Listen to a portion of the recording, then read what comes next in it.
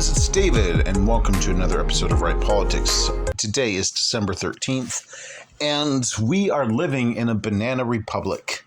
Yes, that is what it's called when there are dictators that arrest their political opponents right before the eyes of the media and God and everyone watching the civilization unravel before our very eyes. So, the reason why they make the joke about we're living in a banana republic is because a lot of times that's what happens in third world countries. When you have a political leader drunk on power wanting to completely unravel his opponent, so they slap him with bogus charges, try to put them in jail before the election takes place, or even worse, have them killed. It's happened before. It's happened with people about Putin. It's happened all over the world, various dictators throughout history. So what's the difference? Well, it hasn't happened in America in this level since our founding. So we are seeing Trump, it's like 17 charges, and one of them they're trying to get him arraigned before the day before Super Tuesday, which is so freaking obvious to everyone who's watching that they're trying to put him behind bars before the election or have him miss important key campaign stops. And all this has made his stardom grow even higher because everyone knows what has gone on. Now, I don't want to be on the record saying this, but there's been so many videos coming out of Democratic voters in the South, and mostly Georgia, stuffing ballots during the 2020 election on camera, just like, 16, 17 ballots, just stuffing a vote by mail or drop off election box. And it was a bonanza. I don't believe Joe Biden was the most popular president who's ever been elected.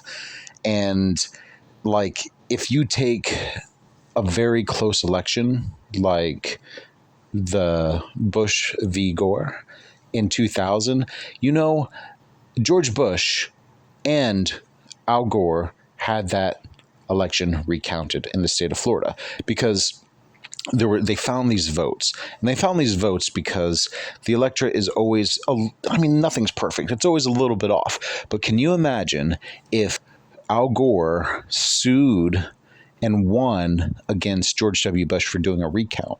Well, it would be unbelievable. No one would even think such a thing. Because even 20 years ago, we had this thing called honor and respect, which we definitely do not have anymore now. So everyone gets basically the panties in a ruffle over political allegations. So when Trump's called in and to the governor of Georgia, say, find me this amount of votes, X amount of votes. He was basically not telling him to manufacture those votes. He was like, do a recount. Those were the directions from the former president. Do a recount. See if we missed anything. See if there were votes that were left uncounted. And then for Biden to go and sue him and sue his entire cabinet and try to put them behind bars for that, it's absolutely insane. They used to have this game show, Are You Smarter Than a Fifth Grader?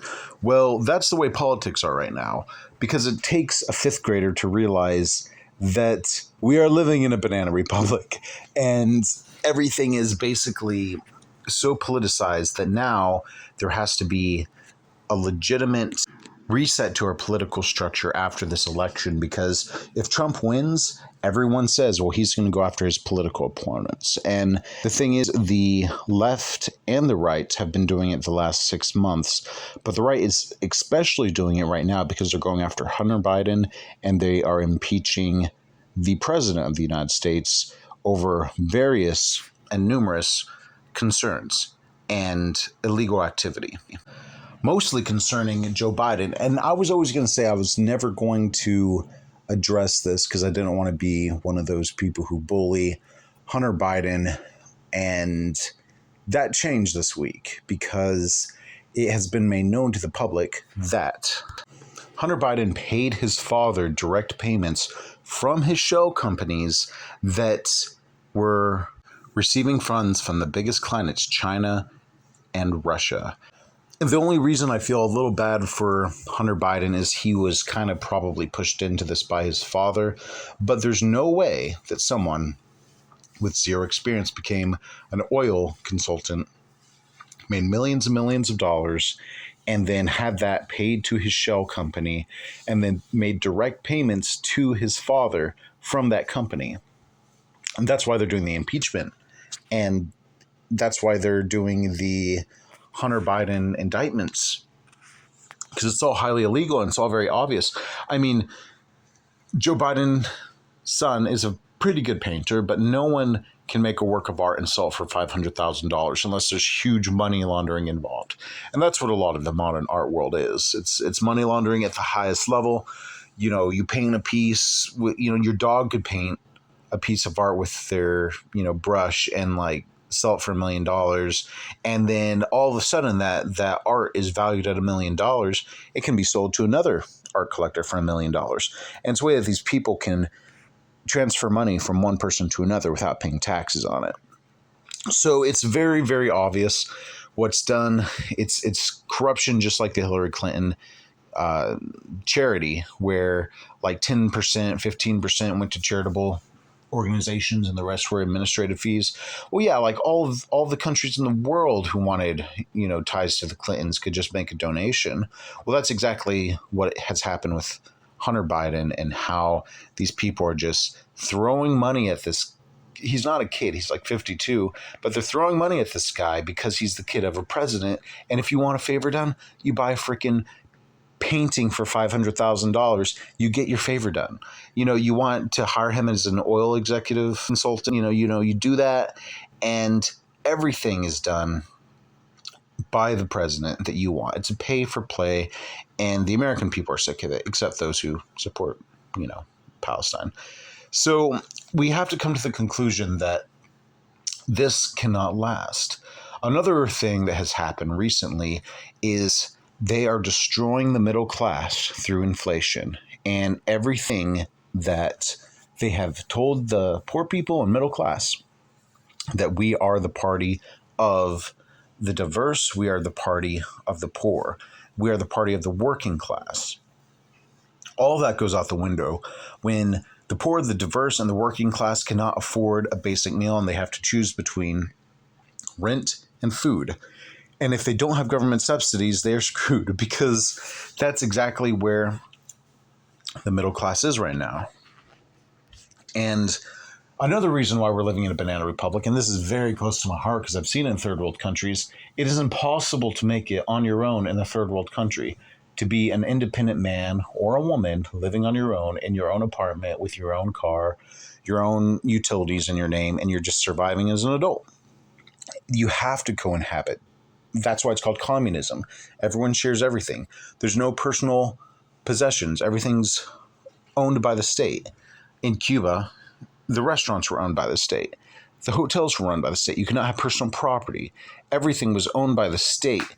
And all of these, people on college campuses, the reason why it looks so good for them is because they've never worked a job in their life. Their parents have paid for their food, their housing, their electricity, even spending money on gas, insurance. They have not worked for anything. So then they go to a college where they're literally spoon-fed. I mean, they have meal plans for 4 years. So you don't even have to work for your own food. And they're indoctrinated on how communism is so great. And the idea of communism only works in a society like a 4-year college where you don't have to work for anything. And then if you do have a job, it affects your grades because you're so preoccupied with like working at Chuck E. Cheese, and then you also have to come back and make good grades. And I do believe college is great for those who are academics and who want to pursue that life, but it does take 4 years of your life, and you cannot say that capitalism is wrong, because capitalism is what brought those people to that place to begin with. Their parents had wealth, and that wealth transferred to them living in a 4-year college. But they do not have the real world experience that is involved in making those critical decisions on economic policy. That's why you see all of the students, wanting Palestine to be free, is because they're told Jews are colonialistic, just like Americans are. So when does all of this end? I believe it will honestly end when there's a new president making a new standard that you cannot go against and lock up your political opponents in the way that this president has. It's completely, I believe it should be illegal. but they're doing it through the legal processes that are already built into our country. So we call it illegal. Well, it's wrong. It's morally wrong because everyone knows that it's a tactic and it's a political tactic that will fail. Joe Biden makes Barack Obama look like a sophisticated man who helped our economy, although he drug it to the ground with regulation. When I was growing up, you couldn't get a job because it was secretly released after his administration was over that he put regulations on companies that prevented them from hiring more employees. That's what the whole Affordable Cares Act was. You know, if you go above a certain amount of employees, you had to pay an insane amount of taxes. That's when hours were cut. And because hours were cut, the American dream was inaccessible for young people, because you could not work a part-time job and obtain anything in the American dream. But at least the currency was stable. Now, another reason why I say we're living in a banana republic is because the currency is inflated 100%. Like in some cases, there's no explanation for why things are so freaking high except printing like there's no tomorrow. He's using America's credit like a teenage daughter going out with their daddy's credit card and just spending and spending and spending with no consequence to them. He's a millionaire. He has several houses. His groceries are prepared for him by White House chefs. He has it made, and he has it so made that he leaves the White House and goes on vacation all the time. He spends 2 or 3 nights in Delaware all the time, every week. It's not something that he has a reality check on. He cannot continue to spend money. He's not even spending America's money. He's borrowing it against the Treasury of the United States, which has to go and basically put a bill for the government and has all the Treasury bonds to fund it. And it's driving our economy to the ground. So anyways, I want for you to tell me what you think. See if any of these things have related to you. Be sure to like and subscribe, and we'll see you on another episode of Right Politics.